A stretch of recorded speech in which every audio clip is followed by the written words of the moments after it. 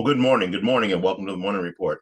The Morning Report is a production of fightbackmedia.com, fightbackmedia.com, fightbackmedia.com, and fightbackmediatv.com. We are thrilled that you are here this wonderful Monday. It is the 3rd of October, and we are post in here, and everything's great. Everything really is beautiful out.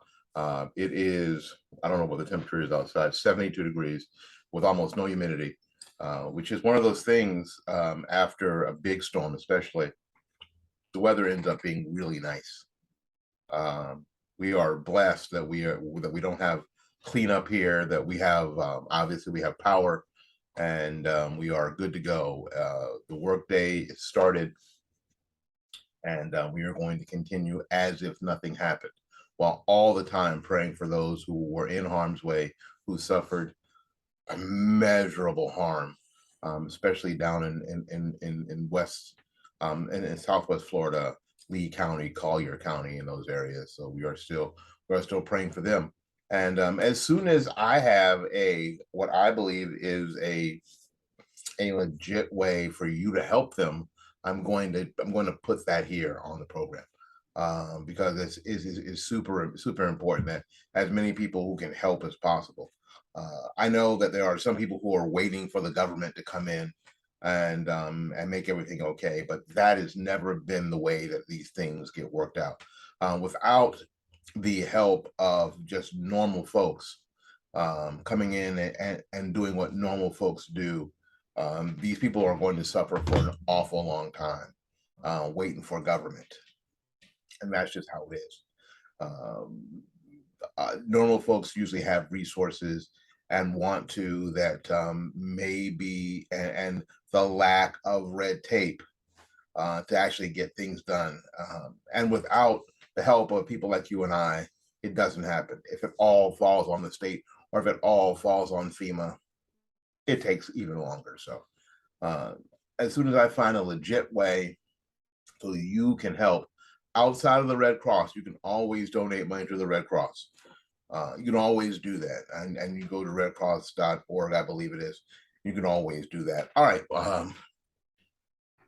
But you know what? Even when we're dealing with this, it never stops. It never stops. So we are going to bring you some stories today that you're going to go, what? What the heck? That's exactly right. Gavin Newsom. I'm not sure what. Actually, I am sure what's wrong with Gavin Newsom, governor of California. He is demon possessed. There you go. And I'm going to prove that. I am going to prove that today. Mexico sued some of the gun manufacturers for the crime that's going on in Mexico. That somehow the cartels and the like that are causing this crime spree in all of Mexico, somehow it's the fault of the U.S. gun manufacturers. We'll see how that's working out for them. And the loan forgiveness program, you heard about it? There are going to be changes, and we'll talk about those changes. All right, we'll be back with more of the program right after these messages. All righty. All righty, folks. Thank you ever so much for tuning into the Morning Report. Again, my name is Willie Lawson, and I am thrilled that you are with us. Oops, sorry. I don't have the audio going. Hang on a second. Give me just a trip. There you go. All right, you guys, audio. Oops, there you go. There you go. We're back on the audio side too. Sorry, guys. In any case, again, welcome back to the Morning Report. My name is Willie Lawson. Morning Report, again, is a production of fightbackmedia.com, fightbackmedia.com, fightbackmedia.com, and fightbackmediatv.com. We appreciate you being here. You know, I get a kick, because I guess I'm weird. I kind of get a kick out of some of this stuff. Actually, I get a kick out of bringing it to you. I think Gavin Newsom, governor of California, is the devil. He kind of looks like the devil. He has that sort of Satanist look to him.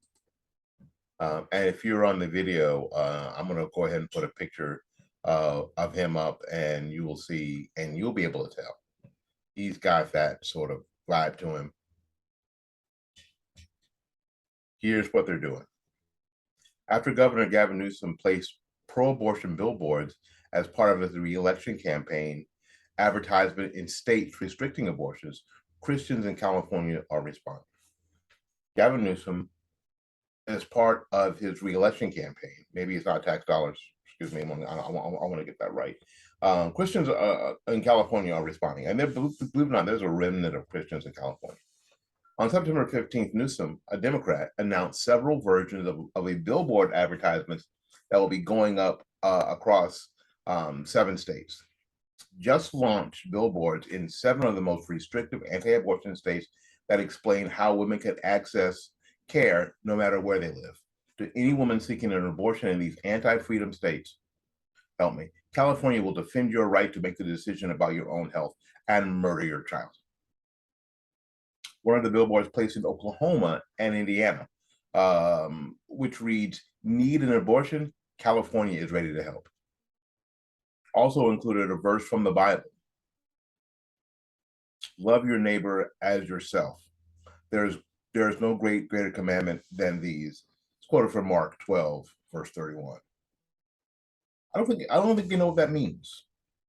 I don't think they know what that means. Yeah, your neighbor is also the child. So if you're going to love your child, you're not going to murder your child. Yeah. People have said for years, and I've learned in church that the person, one of the people who knows scripture is Satan. Satan knows scripture. He does. Satan is not ignorant of scripture. As a matter of fact, Satan actually quoted scripture to Jesus. Yeah. Trying to trick him, trying to fool him. And that's what these people are trying to do. There's my connection. The devil quoted scripture to Jesus.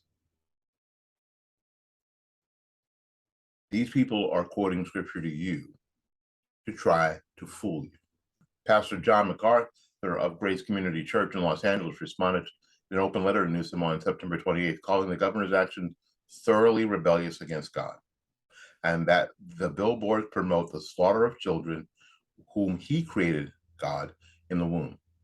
You further compounded the wickedness of that murderous campaign with a reprehensible act of gross blasphemy, quoting from the very words from Jesus, Mark 12, verse 31, as if you somehow could twist his meaning and aggregate his name in favor of butchering unborn infants, MacArthur wrote. Serious. MacArthur was 83. He added, the inclusion of scripture made it hard to imagine a greater sacrilege. Kathleen Domingo, the executive director of California Catholic Conference, a public policy advocacy group for the Catholic Church of California, told the Epoch Times that the billboards are unconscionable and co-opt the meaning of Jesus's words in the verse. He's twisting the meaning of what Jesus and the Christian community meant for the last 2,000 years by this particular passage and using it to describe something that the Christian community traditionally has been absolutely adverse to in their teachings, Domingo said. The advertisements placed in conservative states are nothing more than political theater, she added. The reaction, even in the Christian community, is probably what he was hoping for. In the aftermath of Roe v. Wade being overturned on June 24th, California's Democratic lawmakers drafted bills to codify its abortion procedures into the state constitution. Newsom signed 13 bills that make abortion more accessible on September 28th, deeming California a sanctuary state. They love that term for women seeking abortion, for women seeking to murder their children. This month, California also launched a taxpayer-funded website connecting women with abortion resources and services, including how to seek financial assistance, how to get money to murder your child. Newsom promotes that website on his 18 billboards placed in 7 states. They're Oklahoma, Mississippi, South Carolina, Ohio, South Dakota, Indiana, and Texas.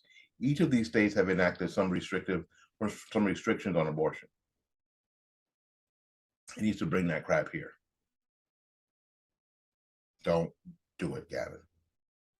An alarming number of states continue to outlaw abortion and criminalize women. Nobody is criminalizing women. You know, I had a video here on YouTube taken down yesterday at like 3:40, and it got put back up at like 7 o'clock because it said that I was spreading and I was advancing misinformation. These people, including the governor of California, is spreading misinformation. Here's what he said. An alarming number of states continue to outlaw abortion. They do. And criminalize these women. No one is criminalizing the women. Nobody. Not one single bill. You can't find it because it's not there. Nobody is criminalizing women. Not one. Not one. They are criminalizing the procedure, the murder, but they are not criminalizing the women. Not one. That is patently false. And what's more important than ever to fight like hell for those who need these essential services. Like somehow murdering your child in vitro, in utero, is an essential service. We must. It's like you're, I don't know, screening for tuberculosis. Newsom said in a September 27 statement, "We are doing everything we can to protect these people from any retaliation for accessing abortion care while also making it more affordable to get contraceptives." I don't know how much more affordable contraceptives are than free. Free. Almost every state, every county in the country, almost every single one provides free condoms at their health centers, county health department. County health department here, when you walk in, has a freaking fishbowl full of rubbers. Get as many as you can. Fill your purse up, honey. Nobody even looks at you. They fill it up like, you know, like your like your work buddy fills candy in a candy jar. Take as many as you can. Use them. Some of the state regulations signed include Senate Bill 1245 by Senator Sidney Kamlacher from LA, of course. Senate Bill 1375 by Senate President Pro Tem Tony Atkins, and Assembly Bill 2223 by Assemblyman Buffy, Wicks from Oakland. Senate Bill 1245 allocates $20 million to a Los Angeles County abortion pilot program. And Senate Bill 1375 will permit trained nurses to perform abortions in the first trimester without the supervision of a physician. So now you got nurses doing abortions in California. But they're trained. Didn't what they say that if abortion wasn't legal or accessible, that women would be having these back alley abortions and women would die.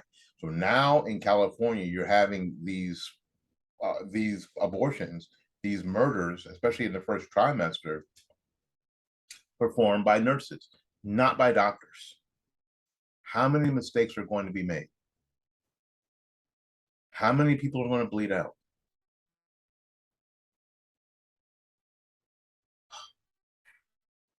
Pray. All we can do is pray. And pray we must. All right. President has quietly, not so quietly that we didn't hear it, made an adjustment on the student loan forgiveness program, sort of fixing the eligibility.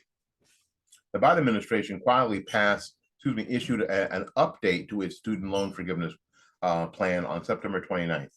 Now, why didn't we hear about it here? Because we were in the middle of Anne, right? Drastically scaling back eligibility. On the same day, 6 Republican-led states filed a lawsuit against President Joe Biden's claiming his student loan forgiveness plan is illegal. As of September 29th, borrowers who have federal loans that are owned by private entities and not by the Department of Education will no longer qualify for the relief program. So they were going to qualify, which means that if somebody else had lent them that money, that company, that entity, whether it was, I don't know, a business or some entity that was going to be out of that money, and that wasn't right. Well, they pulled back on that. Previously, the administration has said those borrowers with student loans owned by private entities, many of which were made under the former Federal Family Education Loan Program and the Federal Perkins Loan Program, will qualify for relief up to $10,000 or $20,000 in loan forgiveness, as long as the borrower consolidated his or her debt into the Federal Direct Loan Program. The guidance now states, as of September 29th, 2022, borrowers with federal student loans not held by the Education Department cannot obtain one-time debt relief by consolidating these loans into direct loans. More than 4 million student loan borrowers have privately held loans through the FFEL program, according to National Public Radio. Our goal is to provide relief to as many eligible borrowers as quickly and easily as possible. And this will allow us to achieve that goal while we continue to explore additional legally available options to provide relief to borrowers with privately owned FFEL loans and Perkins loans, including whether FFEL borrowers could receive one-time debt relief without needing to consolidate. The Department of Education said in an email statement to the cable news network. So here's what they do. They have this big wide sweeping, here's what we're doing. Your student loans are forgiven. Like say student loan Jesus. Your student loans are forgiven. And then later, without the big, you go, oh, but not yours, and not yours, and not yours, and not yours or yours. Now, what else they're not telling people is this, that, and this is super important. If indeed you get, say, $10,000 this year, let's say it happens in 2022. This year, $10,000 of your loan forgiven, that turns into income. Now I know that what people are saying, well, because they're not asking the other question, and we'll talk about that in just a second. The deal is that no one's saying this, that you're struggling with the student loan because you're not making enough money to pay it. I get it. But the problem is that now you're going to have to pay taxes on that $10,000. It doesn't just go away. So you think it was just forgiveness, it just goes away. We'll just erase it. Like no. It turns into income, and now you have to pay tax on it. So you just made $10,000 more this year than you did the year before, and now you have to pay taxes on that money. What? Yes. You thought you were getting a little refund because you like that refund because you got to buy some new clothes with that refund. You got to get a new car with that. No, not this year. Nah, next year, buddy. No. You got to pay taxes on that money. Because now it's income. They didn't tell you that? They didn't tell you that part? My goodness. Yep. Details. Details. The president announced in August that he plans to cancel up to $20,000 in federally held student loans for individuals making less than $125,000 a year. So again, you got a $20,000 loan, you're making $125,000 a year. Are you really telling me that you can't handle that payment? You're making $125,000 a year. You bought something for $20,000, which could be a used car. Could be a used car. But that payment is dragging your lifestyle down to. Who believes that? Who believes that? Nobody believes that. Department of Education estimates the program will cost $379 billion, or about $30 billion a year over the next 10 years. Although these estimates are based on highly uncertain assumptions about future economic conditions and participation rates. Separately, the CBO, a federal agency, estimated the cost to be more than $400 billion over the next 30 years. Approximately 43 million people eligible for relief, administration's officials had previously said. The drastic update came as a group of 6 GOP attorneys, attorney generals, filed a lawsuit against Biden and the educational secretary, Miguel Cardona, on September 29th to block the loan forgiveness program. Especially because there are people who have money that they borrow from a private entity. And now you tell me that I can't collect my money? These people borrowed this money from me, and now the federal government says no. White House officials have argued that Biden's student loan forgiveness program is legal under the Higher Education Relief Opportunities for Students Act of 2003, which grants the Department of Education the authority to cancel so much debt for so many people because of the COVID-19 pandemic. COVID-19. All right, so that's what we're up against. All right, we're going to take a little break. We'll be back with more of the program right after these messages.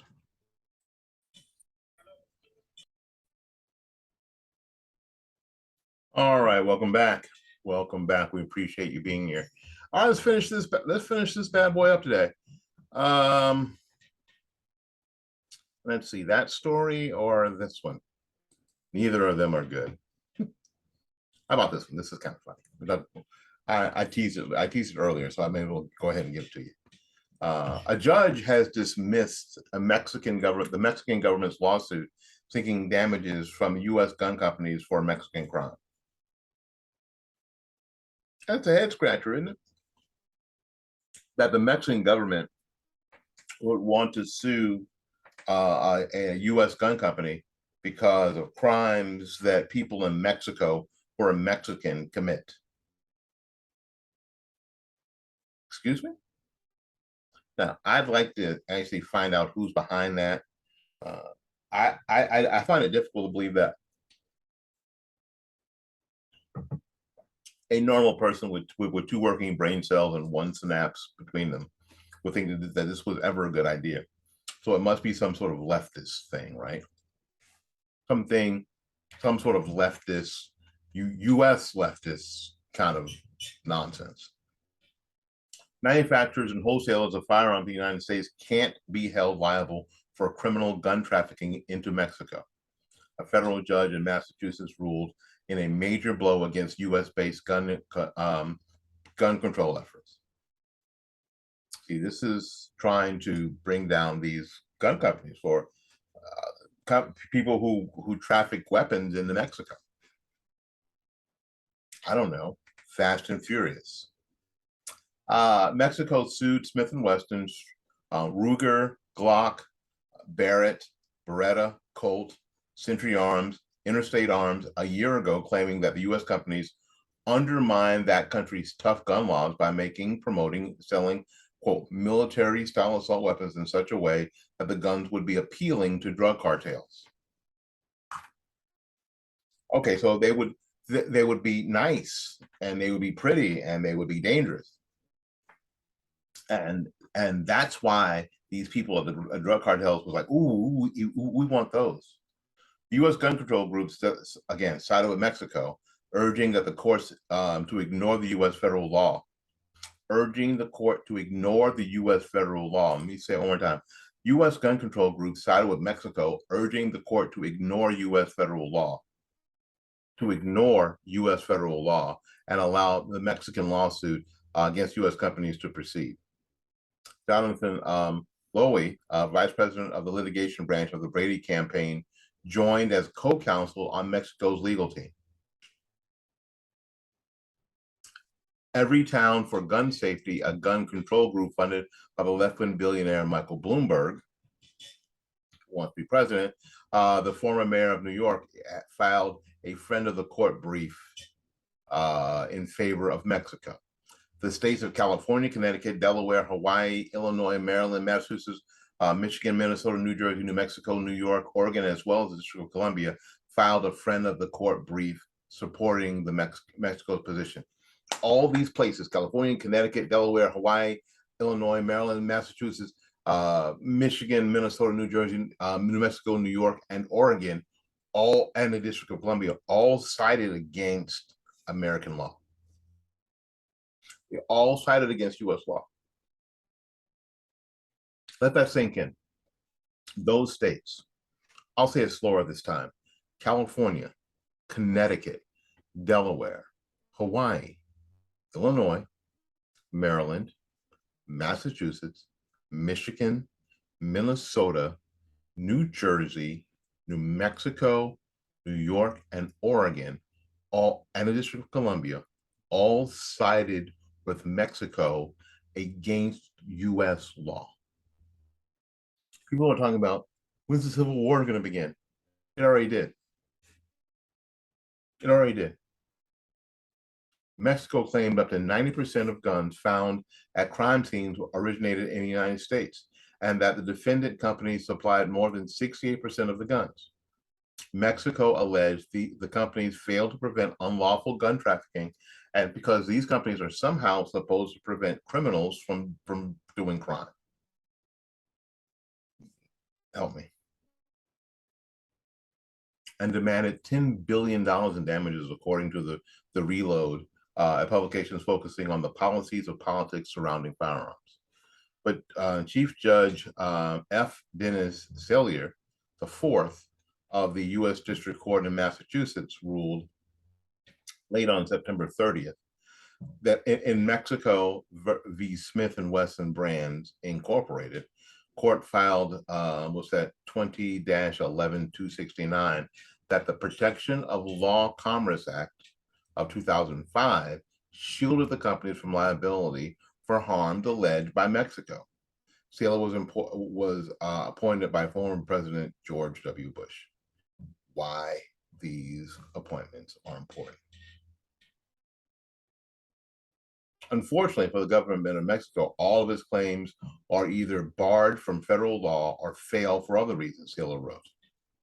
The PLCAA unequivocally bars lawsuits seeking to hold gun manufacturers responsible for the act of individuals using guns for their intended purposes. And while the statute contains several narrow exceptions, none are applicable here.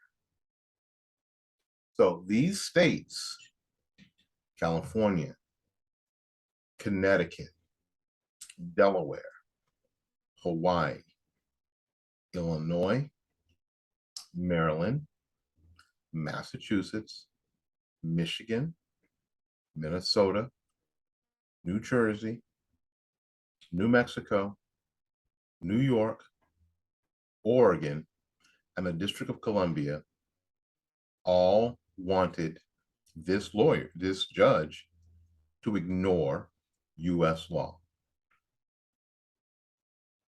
Again, you were wondering when the Civil War was going to start? It already has. My name is Willie Lawson. This has been the Morning Report, production of fightbackmedia.com, fightbackmedia.com, fightbackmedia.com. Until we see you again, go out there and learn something, love somebody, and for goodness sakes, God, take care of yourself. We will see you when we see you. Bye-bye now.